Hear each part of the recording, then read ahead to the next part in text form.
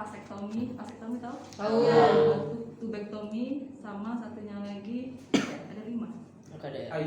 IUD yang non hormonal kan. Nah, kalau hormonal tuh pil, ada yang progestin, ada yang CC yang kombinasi, terus injeksi, ada yang sebulan, 2 bulan, 3 bulan, terus ada implan atau tusuk kalau orang ngomong, terus ada yang IUD yang hormonal gitu kan. Nah, yang hormonal ini kalian harus tahu pasien mana yang boleh dikasih sama yang enggak. Karena dia isinya hormonal, progesteron sama estrogen, itu efek sampingnya secara sistemik, 2 hormon itu bikin vasokonstriksi. Di sisi lain, estrogen itu hormon lipid, jadi dia butuh dicerna di hepar. Kalau heparnya rusak ya nggak boleh juga pasien dengan gangguan fungsi hati itu bisa. Nah, kalau lipid dipecah di lemak tuh jadi apa nanti terakhirnya simpanannya itu? Lipid disimpan di Lipid kan dipecahin di hati itu. Hasil akhirnya apa tuh? trigliserid dan asam. Iya, jadi pasien-pasien yang punya kolesterol tinggi juga kita nggak boleh kan. Jadi kebanyakan pasien yang gangguan metabolik, hipertensi, DM, gangguan fungsi liver, gangguan fungsi hati, fungsi renal, itu nggak boleh pakai hormonal. Kardiovaskuler, cerebrovaskuler juga nggak boleh. Jadi sebaiknya pakai yang non hormonal kayak gitu kan. Terus yang paling penting itu kontrasepsi itu edukasi, terutama yang non hormonal deh. Coba kalian buka sekarang di Google, cari siklus menstruasi. Nanti tak jelasin. 28. Enggak, ada gambarnya. Oh. Itu tuh tujuannya untuk yang ada gambar endometri meluruh itu loh. Itu untuk edukasi yang yang KB kalender. Coba dicari dulu. Ambil aku benerin ini tadi. Dokter izin, KB kalender maksudnya KBP lah. KB kalender tuh nggak pakai apa-apa, jadi dia tergantung. Oh, yang nah, ini itu buat jadwal. sini. Buat sini. Jadwal menstruasi. KB kalender itu dia mengikuti fungsi menstruasi, tapi dengan catatan menstruasinya harus teratur ya. Kurang lebih teratur lah, maju mundur seminggu gitu. Nah, ini tuh ada 3. Ini ada 3, 1, 2, 3. Di waktu yang bersamaan, semua ini bekerja dalam waktu bersama-sama. Di bagian uterus, yang tengah, yang subvarium di bagian otak, hipofisis, hipotalamus, yang atasnya di bagian ovarium. Di saat yang bersamaan, hari pertama mens, hormon-hormon ini kerja turun. Di saat yang bersamaan juga pembentukan ovum. Nah, hari pertama mens, yang pentingnya aja ya, kapan diovulasi? Hari ke-14. Hari ke-14 itu diovulasi. Ovumnya keluar, ada LH search di sini. Kapan masa suburnya? Kalau ditanya pasien, kapan masa subur? Masa subur tuh minus 3 dari ini sama plus 3 dari ini. Jadi kalau dia mens tanggal 1, berarti masa suburnya tanggal 11 sampai 16. Paham ya? Jadi kalau KB kalender berarti dia tidak boleh berhubungan di tanggal 11 sama 16. Berhubungannya di sebelum tanggal 11 atau setelah tanggal 16. Iya. Kayak gitu ya. Sekarang contoh, tanggal 10 Mbak ini mens, tanggal berapa dia ovulasi? Tanggal 24. Terus masa suburnya tanggal berapa sampai tanggal berapa? 21. Jadi jangan pernah suruh pasien berhubungan di 21 sampai 2 berapa itu ya. Dan ini salah. Astagfirullahaladzim. Winda. Namanya Winda, Dok. Namanya Winda. Nah, itu penting untuk apa namanya? Panik. Penting untuk edukasi ke pasien. Terus kapan sih ovulasi 14? Ciri-ciri ovulasi itu apa? Suhu badan wanitanya itu meningkat pagi harinya itu. Jadi dia agak meriang-meriang gitu, tapi nggak demam. Lendir vaginanya lebih cair gitu kan. Terus biasanya dia merasa lebih cantik hari itu biasanya karena Wah, Sabar cantik sekali hari ini. Wah, cantik banget aku hari ini. Wah, cantik ini.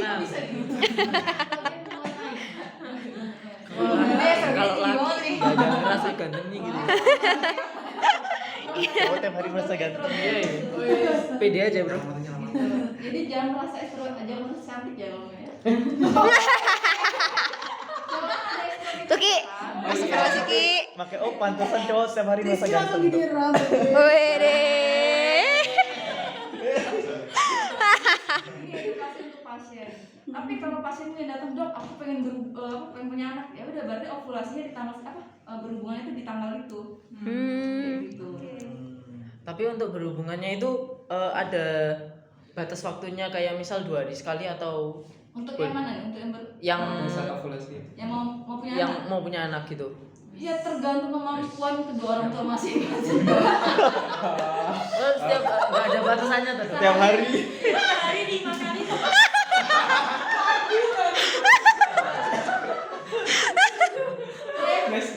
Kamu mau versi apa? Minum tablet atau tetes mata? Tablet 3 kali sehari, apa tetes mata 5 kali sehari?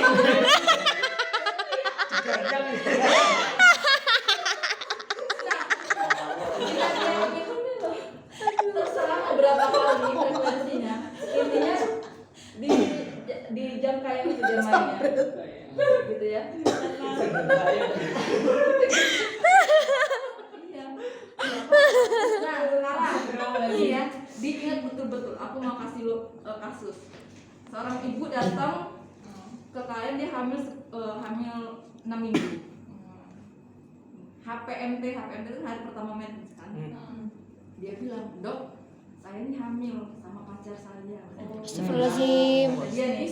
Nah, kalian kan nanya nanti, kapan HPMT-nya? Kan harus tanya juga kapan berhubungannya itu. Dia bilang setelah mens dia berhubungan. Mau mikir apa yang di kepalamu tuh sebagai dokter apa? Dia bilang subur. Dia bilang setelah mens dia berhubungan terus hamil. Kepalamu mikir apa ya? Ayo, seorang dokter. Mepet. Dekat masa subur. Karena kan biasanya mens dari ke-7 Sudah evaluasi ya, selesai 7-8. Nggak kepikiran yang lain. Sisa. Belum masa subur. Oh, berarti nggak kepikiran yang. Berarti dia kan bilang berhubungannya setelah mens. Tapi dia udah hamil 6 minggu. Oh, berarti sebelum Oh. sebelum mens. Oh iya. Jadi, Sebelum anak yang mens. sekarang itu bukan anak pacarnya. Anak yang lain. Astagfirullahaladzim. Paham nggak? Tapi kalau kayak gitu berarti darah yang keluar tetap darah mens itu tuh. Pas yang sebelum koitusnya itu. Kamu nanya ke darah. Ya kan Dia menstruasi. tadi haid ya menstruasi. Nah, itu bisa tanda tanya. Oh, berdarahnya Bisa tuh itu bukan mens, bisa itu AB iminen. Tapi dia ngenya, kita sering dapat kasus delalai itu tanggal dia mens. Sering kayak gitu. paham. Jadi itu adalah bukan yang pasti itu bukan anak suaminya yang terakhir, anak pasangan yang terakhir karena kan baru seks dia. Wah selingkuh dia. Baru seminggu masa udah 6 minggu. Jadi kalian paham nggak sih? Paham. Jadi si bapaknya ini bukan pacarnya sekarang, bapaknya adalah seorang yang dia seks sebelum dia menstruasi bulan yang lalu. Gua siap. Paham nggak? Paham. Menstruasi dia yang bulan yang lalu, bukan yang ini. Yang ini tuh belum tentu mensnya dia, bisa jadi ini flexnya dia, AB-nya. Paham ya? Belum menikah sudah selingkuh. Seorang dokter harus bisa berpikir gitu dengan memahami siklus menstruasi ini aja. Ya. Berarti harus tahu usia kehamilan gue. Ya, harus menentukan itu. Jadi kayak gitu ya. Karena tadi saat mens, hari pertama mens, ovum tuh nggak ada yang keluar, kan baru dibentuk nih di atas ini. Benar nggak? Iya. Sementara dia udah hamil, berarti kan dia udah ovum yang bulan lalu. Jadi pendarahannya bukan darah. Iya, kemungkinan itu bukan pendarahan mens. Pendarahan AB iminen itu sering kali kita temukan di kita. Nanti dia baru ngaku. Kan kalian kan, oh udah WG, Bu, ini tuh kok kayaknya usia kehamilannya nggak sesuai ya sama. Iya dong saya, ini pacar yang lain gitu. Itu nanti dia ngomongnya kayak gitu baru dia jujur. Tapi dia sama pacarnya dia nggak akan ngomong kayak gitu. Pacarnya karena pacarnya bukan anak medis. Karena pacarnya bukan anak medis. Kalau pacarnya anak medis pasti pinter ya. Ya Allah dapatlah cowok yang pintar medis. Oh, berarti pintar mainnya. Gitu ya. Fit, Cibo no. Itu No. sekarang Otaknya kering. implan Justru bahaya karena dia 3 jari di atas. Bener. Sampai manfaatkan ya. Di bagian polar. Astagfirullah. Di bagian sini bukan di sini, bukan di sini. Grup sebelumnya tadi dia ada yang di paha. Apa dok ini namanya? Polar. Ini foto aku bikin polar ini. Polar. Jadi ada 3 jari atau 4 jari di atas ini. Terus kalian bikin garis khayal melingkar gitu kan. Terus di aseptik. Nih ya, anggap aja ini gimana? Ini di aseptik dari tengah keluar. Ini pakai handscoon ya kondisinya. Keluar gitu. Terus jangan lupa lidocaine 1 ampul. Nih lidocaine. Alat-alatnya tuh ini namanya trokar. di dalam perkara ini kalian masukin si implannya 2 biji. Satunya tuh nyangkut di sini deh karena dia bentuk karet. Aslinya tuh nggak karet. Aslinya tuh kayak gini. Ini tuh kayak pipa kayak gini. Oh. Dua nih di sini dia. Harus anggap aja udah 2 ya. Satunya nyangkut di dalam. Susah masuknya kalau dia kayak gini. Anggap aja ya udah masuk 2. Terus ini di lidocaine. 30 tadi. Ini bentuk yang lancipnya di atas ya, gitu. Set. Di sini kan. Jadi dia gini. Lancipnya Lancipnya di gini sama gini. Iya. Jadi gini ya. Masuk ke sana. Miring, jangan lurus. Terus tarik aspirasi, baru suntik sambil tarik. Tapi jangan dikeluarin. Terus ganti gini. Masuk. Sendiri. Sendiri. Iya, di sisinya. Yang Tarik, bersama aspirasi, suami yang nggak ada belakang. darah, baru suntik. Jadi intinya nanti dia ngeblokkan gini sama gini. Tapi kan nggak rusak jaringannya dok. Enggak. Di koyak. Justru bikin longgar. Udah kan? Tunggu Hei. 2 menit. Tunggu sampai 2 menit. Terus baru nih. Ini tuh anggap aja udah masuk gitu. Itu nyangkut dari sini coy karena dia udah tua. Berarti tadi sekutan. Sukutan masuknya sebelum.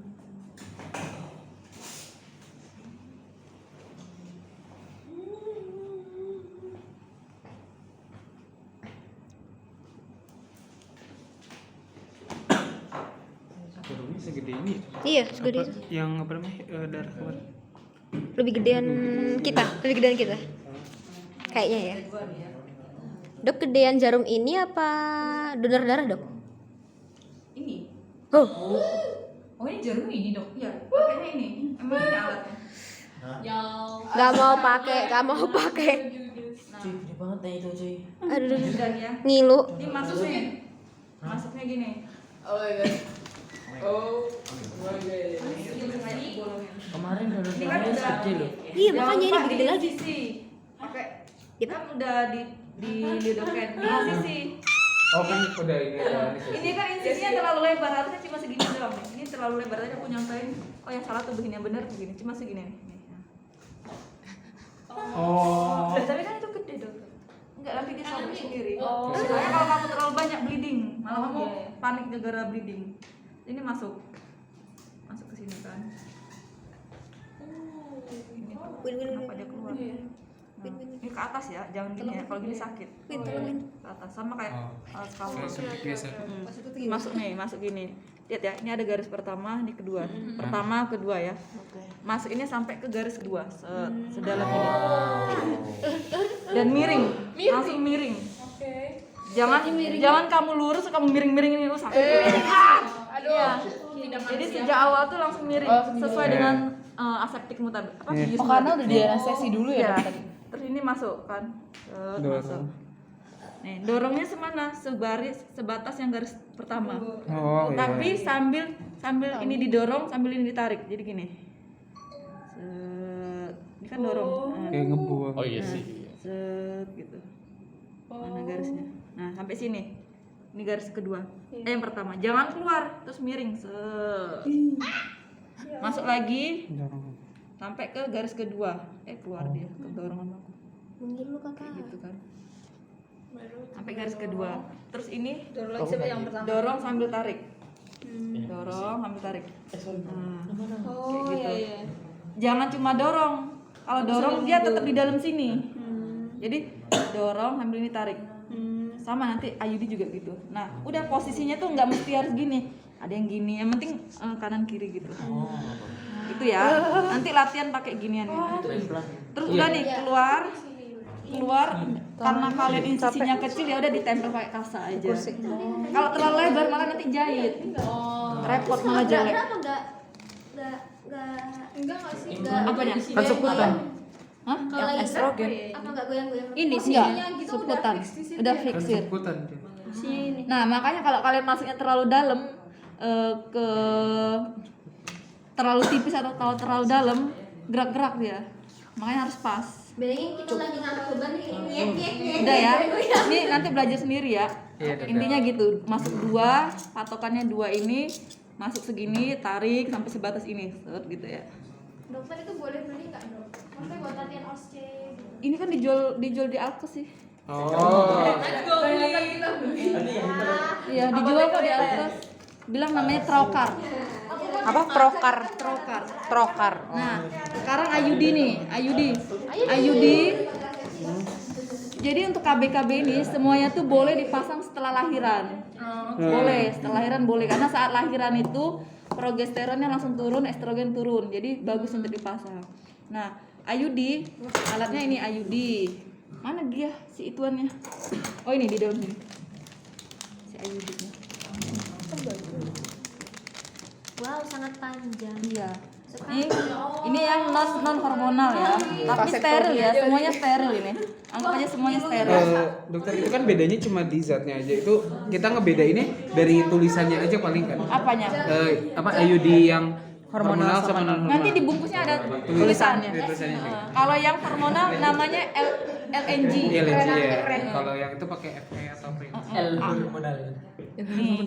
Nih ya, alatnya ini. Ini IUD-nya, ini penggarisnya, ini pendorongnya. IUD-nya. Ini sonde. Ini klem. Butuh betadin, tidak perlu trokar, butuh spekulum atau cucur bebek. Nah, cuci tangan lah kalian, cuci tangan.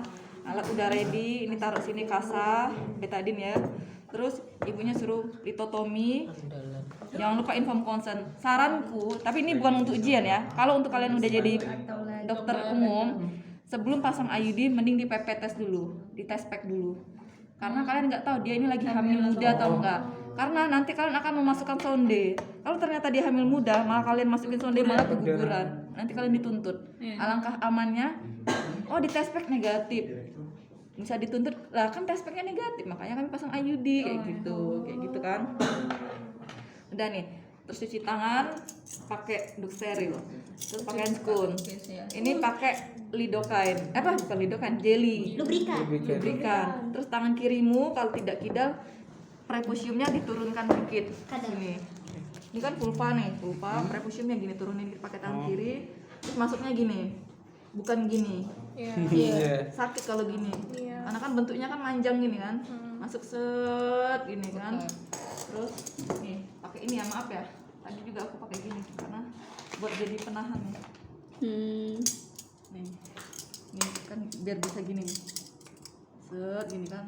Udah sampai sini baru putar, tanganmu yang tadi lepas kan. Terus dicari nih, ini porsio nih, ini kan pendek ya. Terus dicari, oh dibuka, oh segini, baru langsung dikunciin. Udah nih. Habis itu nggak selebar ini juga sih intinya. Buka porsio tapi. Jadi porsionya di depan sini, jangan nutupin gini, begini. Terus di lidocaine, di apa namanya betadin, antiseptik. Bersihin dulu dari lendir-lendir ini, ada kasa ya, anggap aja. Bersihin, udah selesai. Terus di sonde, kebanyakan posisinya antefleksi, jadi di atas ini. Bisa juga dia retro tuh dia kayak gini di bawah. Posisi rahimnya nungging. Nggak apa-apa, nanti kita taunya pas masuk sonde. Megang sonde begini, gini, bukan gini, bukan pula gini. Iya, karena kalau posisi gini itu tangan kita lemah posisinya, nggak kuat. Biar ini nggak perforasi, masuk meset. Ini pakai senter ya, jangan lupa lampu sorot. Ini kesini, temanmu tuh lagi belajar ya. Masukin set. Normalnya uterus 5-7 cm. 5. Nah, jangan lupa sebelum dimasukin ini tuh dicelup pakai betadin dulu. Biar apa? Biar nanti tahu panjang ini berapa. Ini kan nanti ada lendir-lendir. Kalau ada lendir dia nanti jadi bening sini ya. Sisa betadin yang di depan. Set gini. Terus oh ternyata mentok nih segini misalkan. Loh kok nggak masuk lagi, Dok? Masa cuma 3 cm kan kelihatan dari sini. Kok coba 3 cm, coba dibalik set ini. Ternyata dia retro. Kalau dia retro kan kayak gini nih. Kalau kamu gini kan dia nggak masuk. Kalau dia ini mau ante kan dia nggak masuk, mentok nih. Kan? Oh saya balik ya, Dok, Bu ya, bentar. Masuk kayak gitu. Masuk. Ternyata ante tapi nyangkut. bener ante tapi nyangkut, ternyata ada miom. Kalau ada miom ya jangan kasih masuk. Oh, Sini. nanti Berarti nggak tambah usah pasang. sempit. Oh ya. Anggap udah bener, masuk sini terus keluar. Oh, bekas lendirnya sampai sini. 8 7 cm. cm. Oh, 7. Karena 7 cm. Kalau 8 atau 9 berarti rahim yang membesar, kemungkinan hamil atau ada gangguan di sini. 7 cm. Udah nih ya. Kayak gini. Terus 7 cm kalian giniin. Oh, 7 cm. Berarti ini Dinaikin. 7. Ya. Terus ini masuk ke sini. Kalau aku sukanya benangnya nanti aku gunting.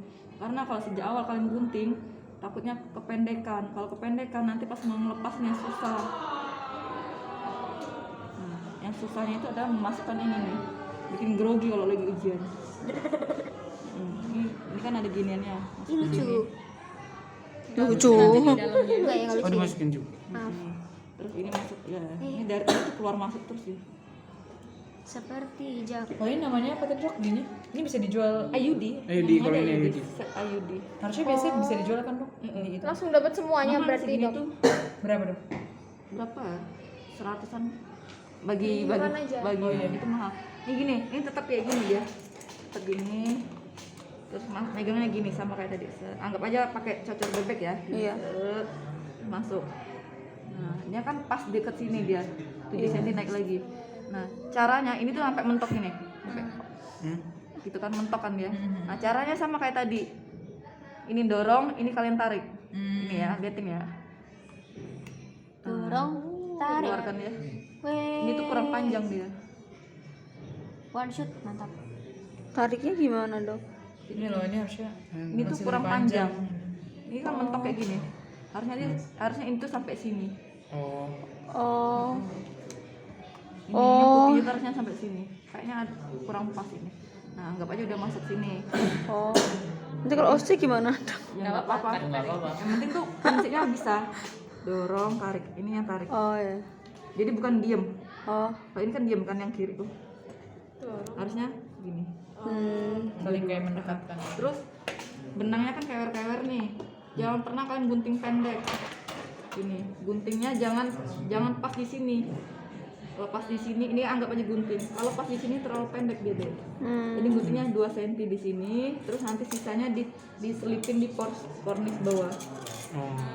Gitu ya, memudahkan untuk dicabut. Kayak gimana? Guntingnya pakai apa dok? Berarti Ada gunting panjang ya. Kan set kuret tuh udah lengkap deh gunting panjang.